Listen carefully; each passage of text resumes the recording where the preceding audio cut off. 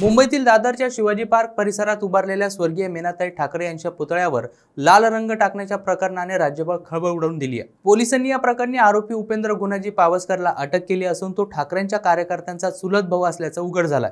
गुन्हा केल्याची कबुली आरोपीने दिली असून चौकशीत त्याने संपत्तीच्या वादात उद्धव ठाकरे आणि आदित्य ठाकरे हस्तक्षेप करत असल्याचा गंभीर आरोप केलाय।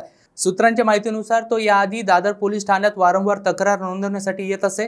या घटनेनंतर शिवसैनिक संतप्त झाले असून विविध जिल्ह्यात निषेध व्यक्त करण्यात आला आहे। उद्धव ठाकरे आणि आदित्य ठाकरे यांनी घटनास्थळी भेट देत पाहणी केली आहे, तर उद्धव ठाकरेंनी हा प्रकार महाराष्ट्र पेटवण्याचा डाव असू शकतो असं म्हटलं आहे। मनसे प्रमुख राज ठाकरे यांनी देखील भेट देत 24 तासात आरोपीला अटक करण्याची मागणी केली होती। दरम्यान पोलीस तपास वेगाने सुरू असून आरोपींकडून अधिक माहिती घेतली जात आहे। राज्यातील राजकीय वातावरण या घटनेमुळे चांगलं ढवळून निघाल्याचं पाहायला मिळतंय। अशाच माहितीपूर्ण व्हिडिओसाठी पाहत राहा सत्य पे सत्ता, म्हणजे थोडक्यात पण महत्त्वाचं।